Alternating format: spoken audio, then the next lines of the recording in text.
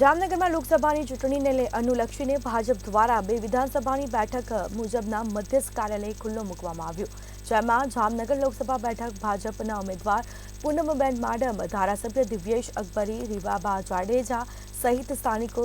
મોટી સંખ્યામાં ઉપસ્થિત રહ્યા. જ્યારે આ અવસરે 100 જેટલા લોકો અન્ય પક્ષમાંથી ભાજપમાં જોડાયા અને મોદી સરકારના સમર્થનમાં મતદાન કરવા માટે પણ અપીલ કરવામાં આવી. જામનગર લોકસભા બેઠકના ભાજપના ઉમેદવાર પૂનમબેન માડમને જંગી લીડથી જીતાડવાનો કાર્યક્રમમાં સંકલ્પ કર્યો હતો. જામનગર સંસદીય ક્ષેત્રના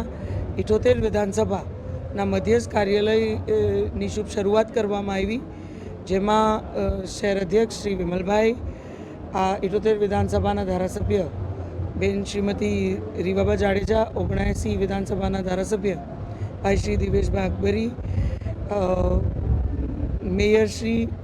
સર્વે કોર્પોરેટરશ્રીઓ, પૂર્વ મેયરશ્રીઓ, પૂર્વ પ્રમુખો,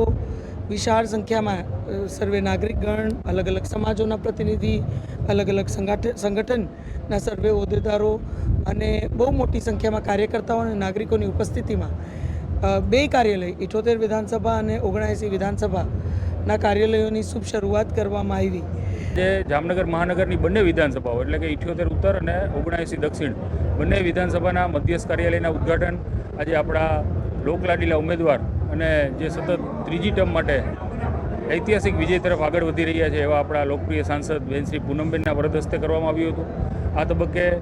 બંને કાર્યાલયોના ઉદ્ઘાટનમાં બંને ધારાસભ્ય શ્રી દિવ્યેશભાઈ, રીવાબા,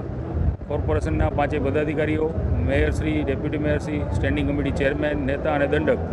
આ ઉપરાંત પૂર્વ અધ્યક્ષશ્રીઓ, પૂર્વ મેયરશ્રીઓ, પૂર્વ ધારાસભ્યશ્રીઓ, તમામ કોર્પોરેટર મિત્રો, અમારા સાથી ત્રણેય મહામંત્રી પ્રકાશભાઈ, વિજયસિંહભાઈ, મેરામણભાઈ અને 78 અને 79 વિધાનસભાના ઇન્ચાર્જ અને પ્રભારી એવા ધર્મરાજભાઈ, સુરેશભાઈ વસરા, સૌ મોટી સંખ્યામાં બોર્ડના કાર્યકર્તાઓ, સંગઠનના ચૂંટાયેલા લોકો, તમામ પ્રકારના કાર્યકર્તાઓ ઉપસ્થિત રહ્યા હતા.